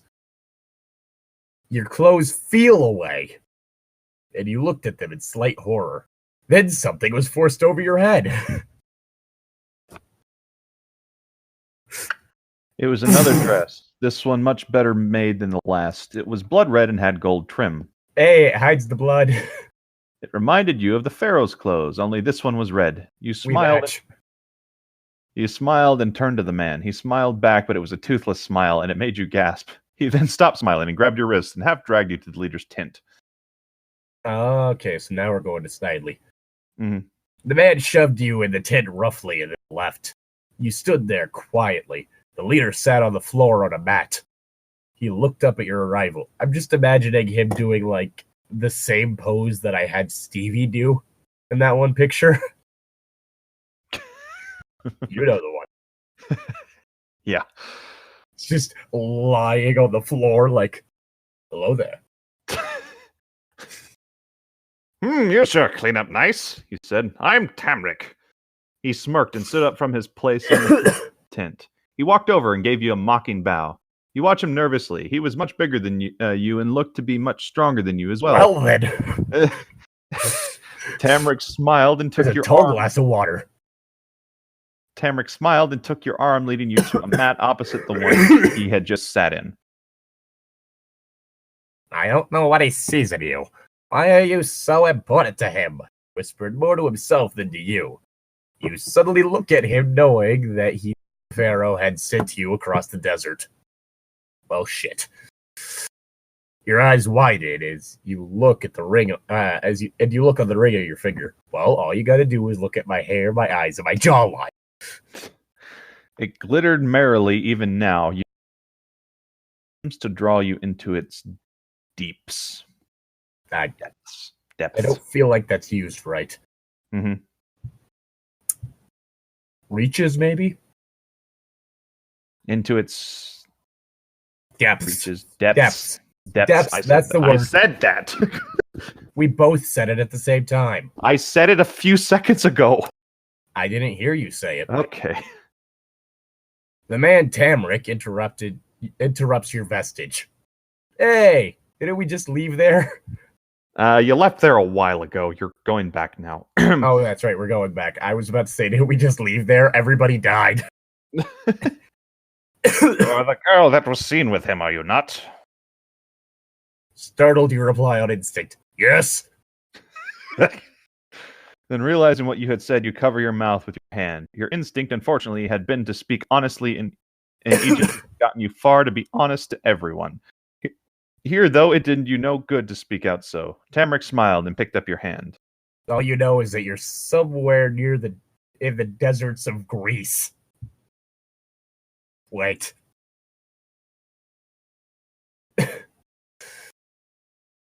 So you're the Pharaoh's love. Then you look to be in love with him at least. You feeling all right there, Tamrick? He smiled and looked suddenly at your ring. It seems that you've either stolen this or he gave it to you. You started to slid the ring off your finger, but you snatched your hand. Fine, keep it to yourself. I have the right girl, and that's what I ordered to do, so I'll be happy to... Oh, God. So I'll be happy to deliver you as you are, said, amused by your possessive nature towards the ring. Leave me. You quickly fled from the tent, running back to the small oasis and throwing yourself, I wanted to say in, on a rock nearby. Who's by? I don't know. I was just thinking like just any Disney princess in the original hand-drawn animated movies just throwing themselves over something. Over? So them throwing themselves onto things like in the middle of songs. I don't remember them just going over it. True. At one adventure in the great white what? Go sailing over the thing that they went like drape themselves on. And let your you stare down into the depths of the water and let your to watching the crocodiles. Oh, look, one's coming towards you. It wants to be pet. Chomp. The end. I mean, have you seen Forbidden Boops? /Forbidden Boops? I saw that you posted a whole bunch in chat a while ago, but I haven't actually clicked on them. Honestly, you could probably get away with petting an alligator easier than a crocodile, but that's because alligators are a lot in fact tend to lack competition. Yeah. And so long as they don't perceive you as either food or a predator, you can typically get away with touching them. But you have to be careful. The Pharaoh smiled at you and laid a hand on your... You smile back shyly and steal a parcel of from the plate that sat on your stomach. His smile widened and brushed a hand through your hair lightly. I am the table. I am your sandwich. Oh, God. What do you wish for? He'd asked, with his doofy hair. You looked at him shocked and said, Nothing, Pharaoh. Your voice was a mere whisper, yet loud in the quiet throne. He smiled. You could have anything you desire, you but ask. He leaned down and whispered so that no one heard him. The shock on your face would have grown if it could have. You looked at him suspiciously, but had answered truly. I want to ride a horse, you whispered back. I regret this wish.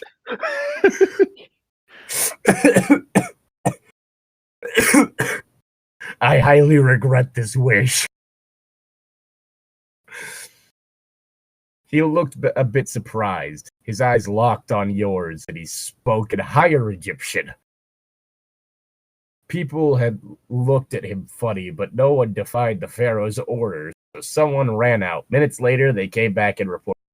He stood, carrying you with him. Is the plate still on my stomach? Maybe. I gotta have my snacks. Yep. Oh, as he walked out to the stable. You'll have to ride with me because you don't know how, he had explained. You smiled as he set you down and mounted, and turning had extended a hand to you. You quickly put your hand in his and were swung up into the place in front of him. The sun was low in the sky, and the land of Egypt How will he be able to see? The sun was low in the sky, and the land of Egypt was cooling for the night. The Pharaoh took the reins, and off you went slowly and with many guards. His eyes come up to my shoulders. He won't be able to see anything if I'm sitting in front of him.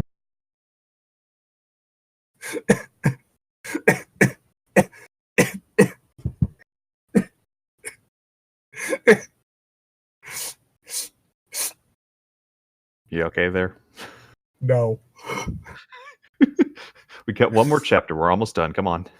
About 5 minutes in, though, the pharaoh leaded forward, pressing his face into my back. Let's have some fun, shall we? He whispered conspiratorially. Between my shoulder blades.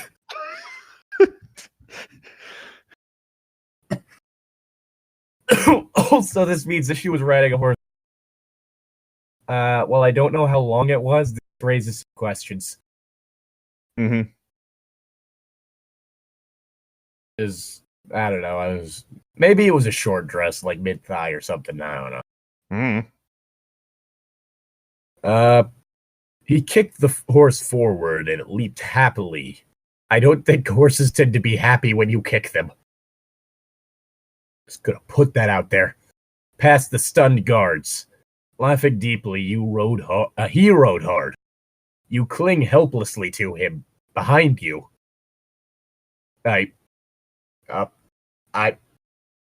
Okay. I have questions about the logistics of this. Just that one scene just behind you. You dislocate both shoulders and wrap your arms around him behind you, pinning his arms to his side. Like, what? I mean, I'm guessing you're between his arms. Which, again, with my height... I'm just imagining, like, just at the lower end of my rib cage, just his arms reaching forward with the horse's reins. Mm-hmm. This is a very romantic image. Be my eyes. Hoping you don't fall, but loving the thrill of the wind through your hair, further blinding him. You snap out of your memory and sigh. It had been a good time in your depressive excuse of a past. You smiled and looked at the ring happily. My pharaoh, I'll wait for you to come find me soon, you think as you turn over on your back and look up at the starry heavens above. And now the last chapter. Mm-hmm. The story that has, weirdly enough, come the closest to killing me. Well, no, actually, no. No, there are a few that have come closer. Star Kits nearly succeeded. I think The Adventures of Light Yagami was one of the ones that one nearly killed me psychologically. Mm-hmm. Star Kids had a moment where I straight up couldn't breathe because I was laughing so hard. Mm-hmm. Chapter 4. You woke with a start. Fucking Christ. You woke with a start and look at the clear dark sky above you. Okay, I'm just going to say this because I have been kind of picking up on this, but any aspiring writers out there, make sure that any verbs you have in the same sentence are of the same tense. Mm-hmm. Because otherwise it creates a sort of dissonance like that earlier that just doesn't feel right. Honestly, like an easy way to check your writing to make sure it's any good is to read it out loud or get someone else to read it out loud. Preferably not while riffing it on a web show, but that's a different story. Mm-hmm. I mean, if you want us to proofread your stories for you in front of the entire internet, consider donating to our Patreon. Or being good friends with us. That too. One of the two. Either nepotism or money. The sun wasn't up yet, and it was very cold. You shiver and pull your dress tighter around you. Yeah, like that one. That one was right. Both shiver and pull were in the same tense.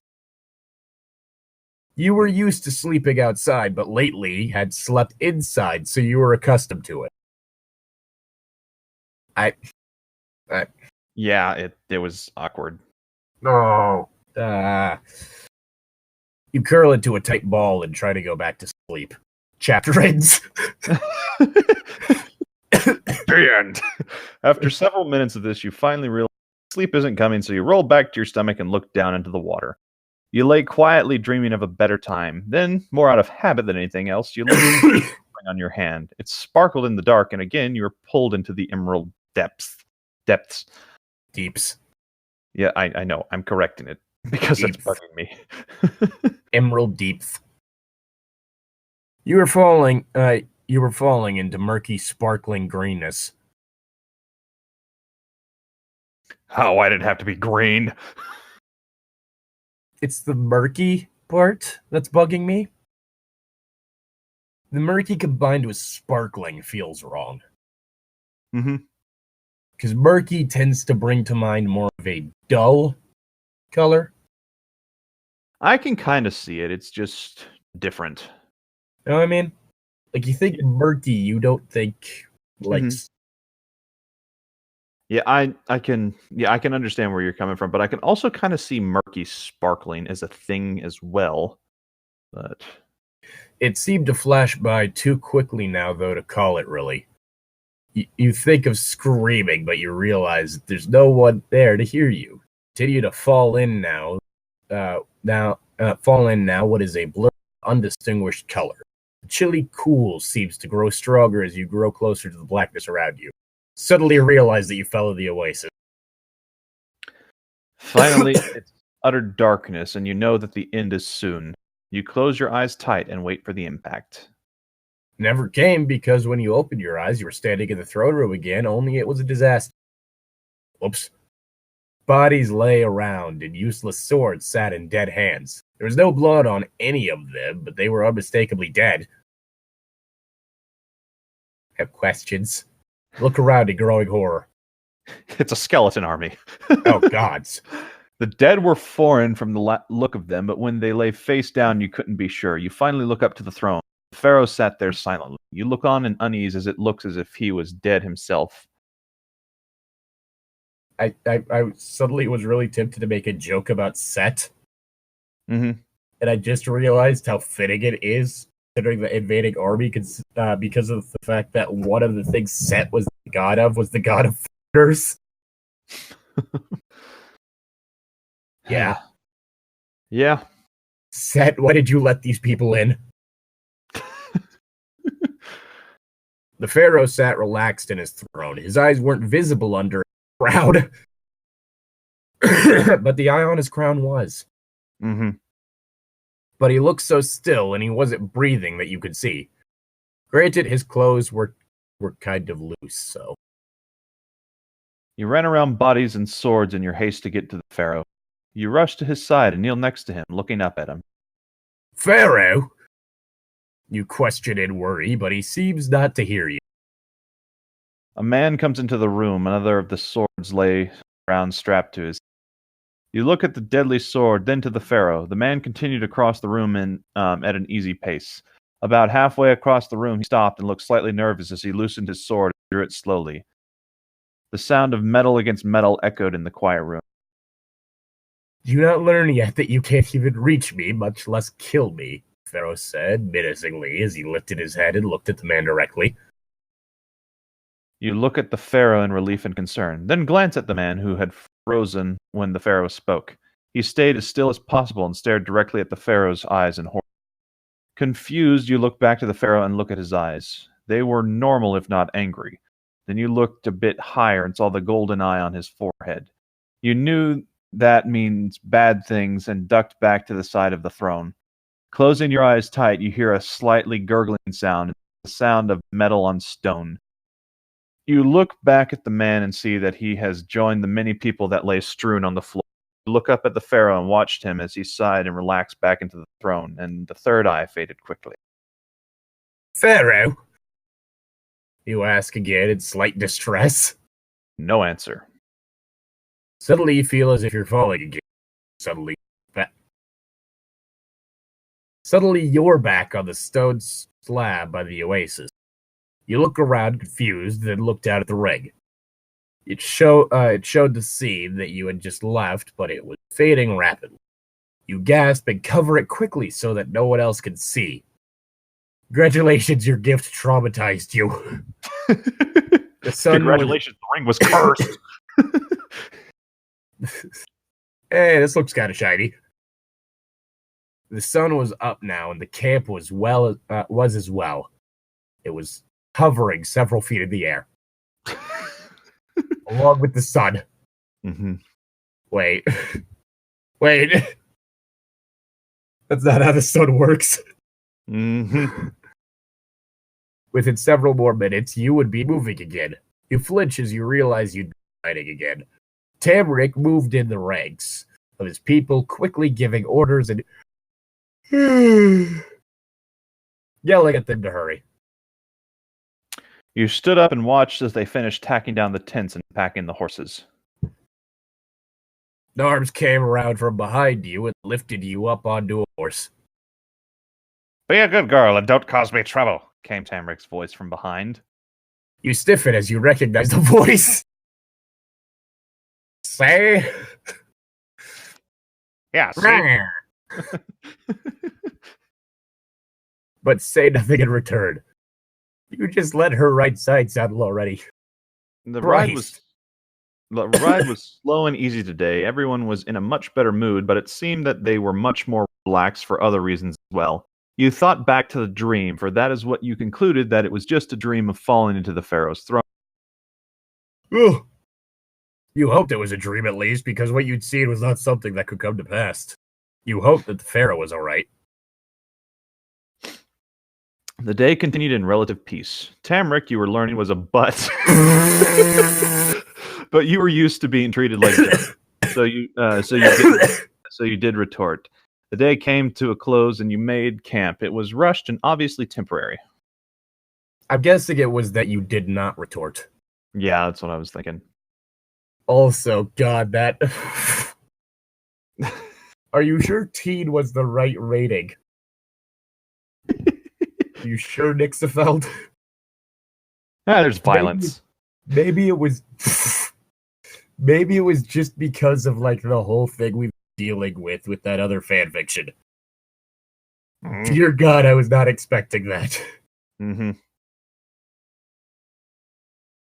Oh, God. You were worn out and slept as soon as you lay down. Today they had given you a place in the leader's tent to sleep. You were nervous about it, but you were too tired to pay attention to mine. Fucking hell! But you were too tired to pay too much. But you were too tired to pay too much mind. Mm-hmm. You woke with a start and sat up. The camp was dead silent, and you thought you heard Tamrick snoring. Nah. Nah. Nah.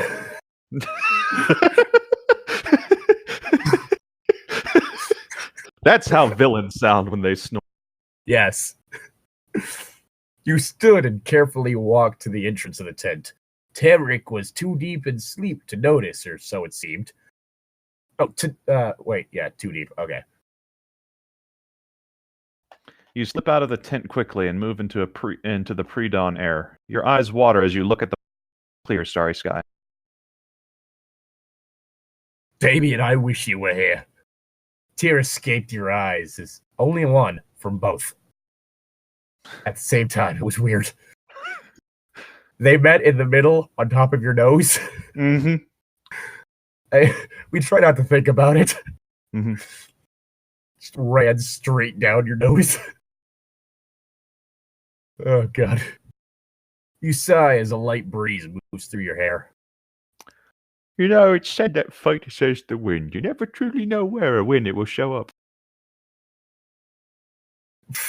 Been nice to hear Damien say that beforehand. Damien's voice rang in silent reminder of past wind. Will, you thought? My wind is a cruel and bitter one. What'd you have to eat? Parsley. I mean, now. Either that or garlic. Garlic tastes good, though. Yes, but it definitely doesn't help with other things. True. That's what I was talking about here, Tom. Okay. wind. First you lost your one true friend and only love.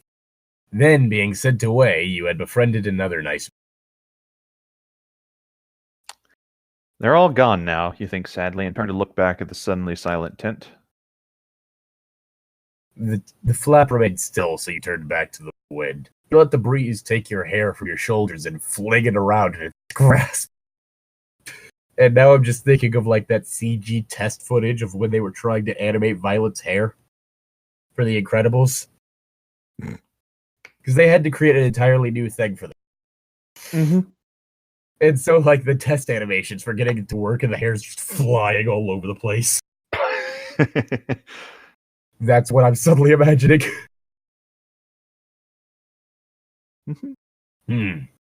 Wait. You run free for now, so why not enjoy it? Wait, no. Your clothes press tightly to your body as you suddenly start running. The wind flips your clothes and hair about you. You run free for now, so why not enjoy it? You're still a lot better off than before. Before you had to deal with being constant. Fucking hell. We're almost done, Llytic. It's okay. Just breathe. I feel like I need to check her character backstory to make sure that Nixon is in fact using commas, and I feel terrible for saying that because this was 13 years ago, but oh boy. Before you had to deal with being constantly chained. Now it was just the invisible leash. Joke's too easy. You smile and run until you trip on the sand and fall on your hands and knees. You hadn't run out of sight of the camp, but you were far enough that you could have held it in your hands. You sit there and watch the sunrise. Beautiful, isn't it? The Pharaoh whispers Oh to god, you. the hallucinations have set in. The Pharaoh whispers to you as you sit in his lap. You nod in silent agreement. You both knew that there was no one around to see you, but the glory of such a sight made it seem fragile. It was almost as if it would break if you were much more than breath hard and shatter the thing it brought. God damn it. You had left the guards far behind on the much faster horse. You smiled up at the Pharaoh. Thank you, you said suddenly in a whisper. He looked down at you and you eyes lock. You eyes lock. What could I say except you eyes lock? Okay. The wonderful world you know. No need to pray, it's okay, you eyes lock. Oh, God damn it. There's no need to thank me. I like to see your smile, and if it made you smile, that's thanks enough. Pharaoh said in reply. He smiled back at you, smiling. It and the words he'd given you. Oh god, what's Pennywise doing here? It and the words he'd given you melted your sorry heart. Your smile faded and your lips dropped apart in the worldwide invitation for a kiss. The Pharaoh leaned in and took that invitation. Your achy breaky heart. His lips were cold compared to your suddenly hot ones. I love that YouTube channel. It sent shivers down your spine. His body shifted and covered your turning. Wait, what? His mouth shifted. You said body. Oh, fuck. Fuck. His mouth shifted and covered your turning the chaste kiss into a passionate one. You gasped, letting your lips slip open. Your gasp goes unheard as he slips his tongue into your mouth. You suddenly got hot and cold all over. His arms circle you from behind, pulls you up higher into the kiss, letting him probe deeper into the deeps of your mouth. Let it go. Let it go. Let it go. We're almost done. You're almost done. Let it go. You lean into it, slipping your tongue across his boldly. You feel his hams shudder slightly beneath you. You would have smiled if you weren't otherwise occupied. You realize suddenly that your eyes are closed, so you let them slip slowly open. Feels like a faux pas, but whatever. You're shocked to see him staring at you. Okay, you're both weird. Mm-hmm. You don't need to establish dominance during a kiss by staring them down. It's a bit weird. His purple-red eyes hot on your face. You feel yourself blush, but you can't take your eyes off him. Yeah, this is a bit weird at this point. And apparently your mouth. You sit up and sigh. That dream had left you feeling you find that it was just that, a dream. You sit up and realize where you are. The camp was moving now, but no one had noted your absence, so you assume that they either didn't care or their leader hadn't woken up yet. You sigh and head back to camp. And that's where it ends. That's where it ends. We're used to these ending on a cliffhanger. Yeah. Well. All right. Yeah, this, again, written by a good friend of ours. Mm-hmm. All right, special thanks to Jillian A. and Destiny Baird for donating. Thank y'all. If you'd like a shout out similar to this, either verbally or on screen now, consider donating to Patreon. You can get your name on screen for as little as $1 a month, or just to say your name for as little as $5 a month, as well as a few perks if you, for some reason, decide you want to give us more money than that. And we'll see you next time. Remember, Nixafeld does miniature painting if you're into that sort of stuff. Miniature painting, and so I'm going to leave Discord handle in the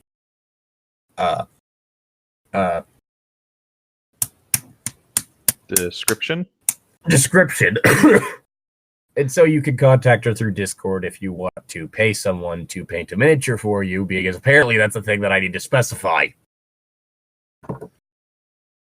Oh, I'd forgotten I'd said that. Okay. Yes. And we'll see you guys next time. Bye. Bye.